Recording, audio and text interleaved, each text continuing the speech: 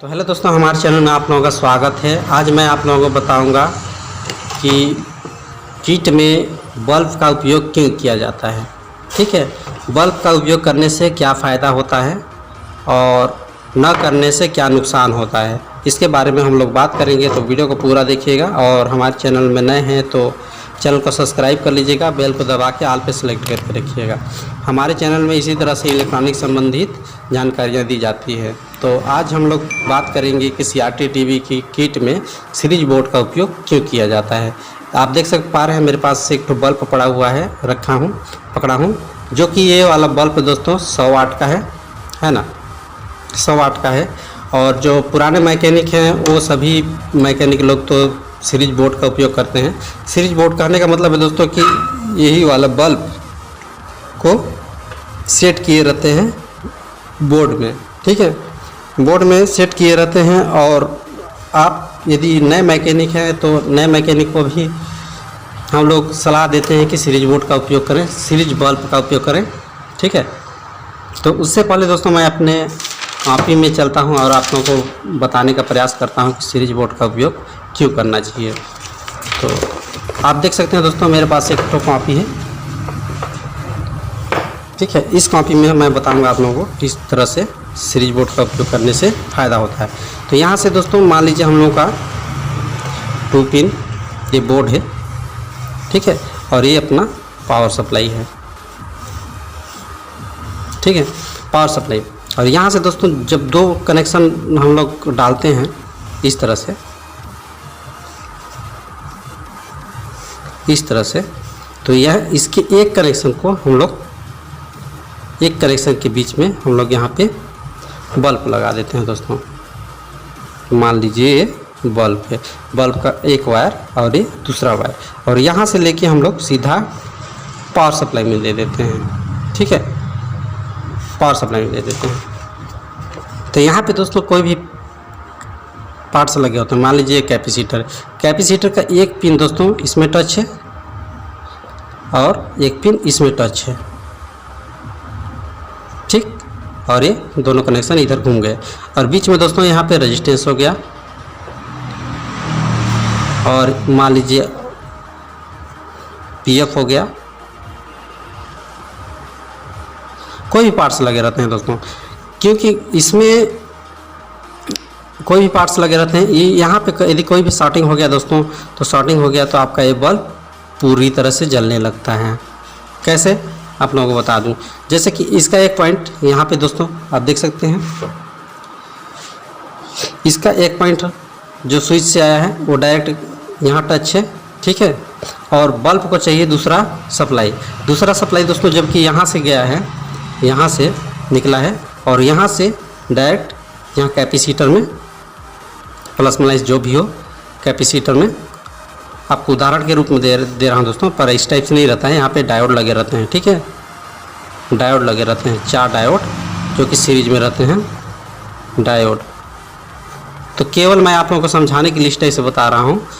तो यहाँ पे दोस्तों इसका एक सिरा यहाँ भी टच रहता है दोस्तों डायोड का, आप देखिए जानते ही हैं, और इसका यहाँ भी टच हुआ रहता है। मतलब कि इधर पावर सप्लाई में कोई भी पार्ट्स लगे हों वो माइनस और प्लस से टच हुए रहते हैं। और जब भी दोस्तों यहाँ पे कोई शॉर्टिंग हो गई, जैसे कि कैपेसिटर हो गया, कैपेसिटर आपस में टच हो गया, यहाँ शॉर्ट हो गया, तो क्या होगा कि यहाँ का जो बोल्ट है ये वाला तो आपका डायरेक्ट मिल रहा है यहाँ से AC, और दूसरा वाला यहाँ से लेके डायरेक्ट शॉर्ट होके इधर से होके यहाँ इसको फुल देने लगेगा, पूरी तरह से इसको देने लगेगी। जबकि ये पूरा सप्लाई पाएगा दोस्तों, पूरा सप्लाई इसको मिलेगा तो ये जलने लगेगा, तेज़ जलने लगेगा। जैसे कि नॉर्मल हम लोग इसको होल्डर में लगाएंगे, घरेलू यूज वाले इलेक्ट्रिकल में जितना जलता है उतना ही यहाँ भी जलने लगेगा।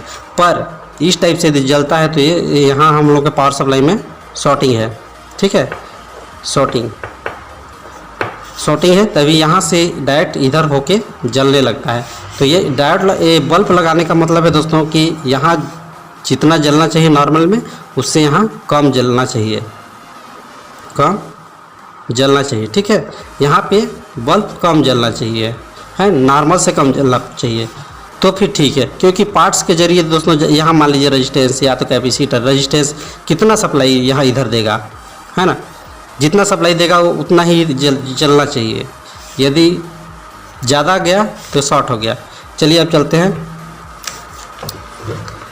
किट की ओर, और किट में बताते हैं आप लोगों को कि किस टाइप से करना है।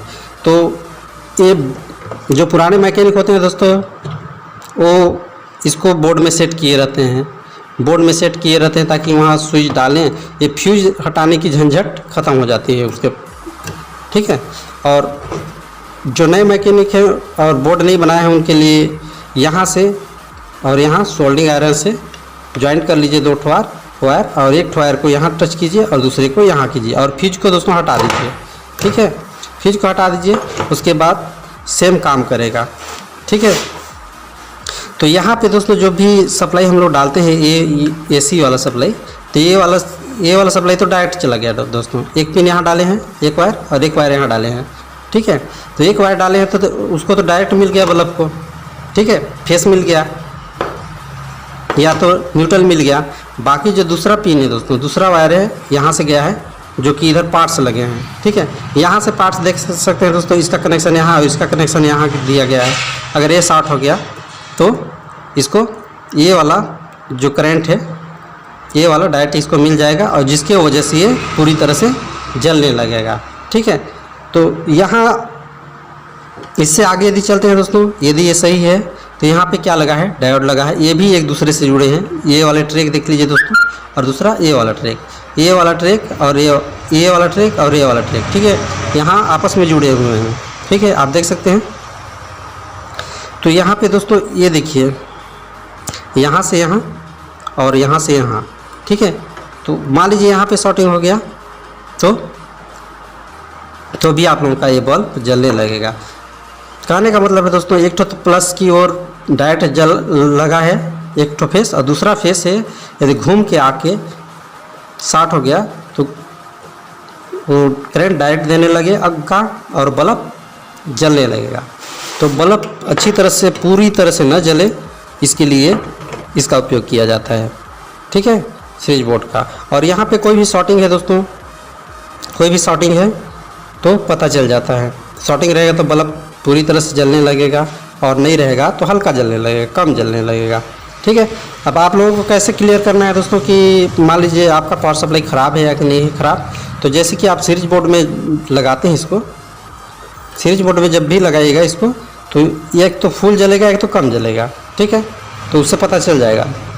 तो फुल जलेगा दोस्तों तो आप लोगों को पता चल जाएगा कि यहाँ पे कोई शॉर्टिंग है, इधर आउटपुट में कोई सप्लाई नहीं जा रहा है, और शॉर्टिंग की वजह से सप्लाई आउटपुट में नहीं जा रहा है। यदि कम जल रहा है तो आप लोगों को खुद ही पता चल जाएगा दोस्तों कि सप्लाई जा रहा है।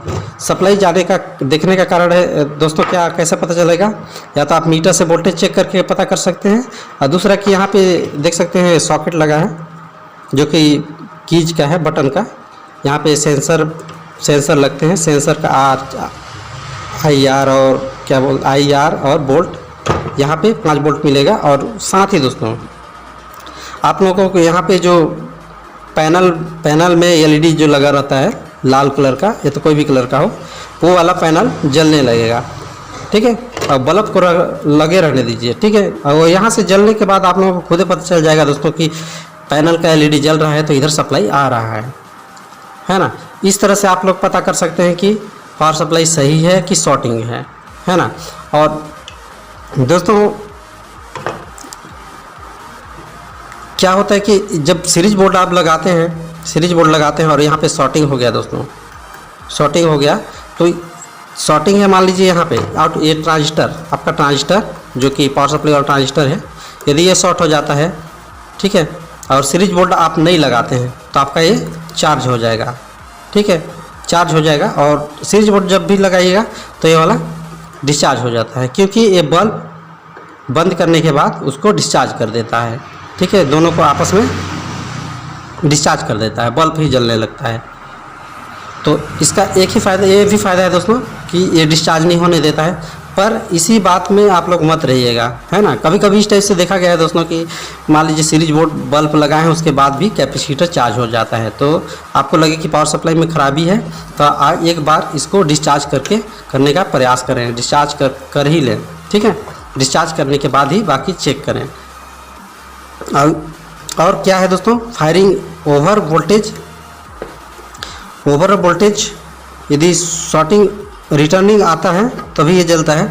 और यहाँ पे सप्लाई ख़राब है उसका पता चल जाता है कि पावर सप्लाई में ख़राबी है कि नहीं है ख़राबी, ठीक है।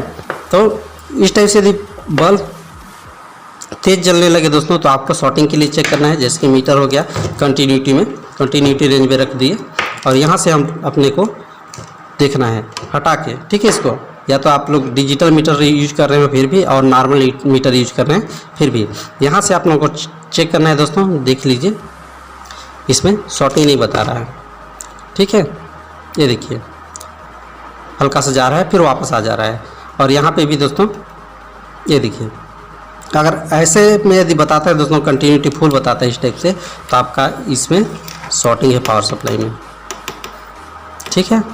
और दोस्तों इसमें क्या है कि ओपन हो जाने की, मान लीजिए कि यहाँ से यहाँ कैपेसिटर रेजिस्टेंस लगा है, रेजिस्टेंस की इधर सप्लाई नहीं जा पा रहा है, उसके बाद भी यहाँ पे कैपेसिटर चार्ज होता है। ध्यान दीजिएगा यहाँ पे मान लीजिए आपका ये शॉर्ट हो गया, शॉर्ट में हो गया तो समझ में आ गया, ओपन हो गया तो फिर भी यहाँ पे शॉर्टिंग होगा, यानी कि चार्ज कैपेसिटर चार्ज लेगा अपने ऊपर।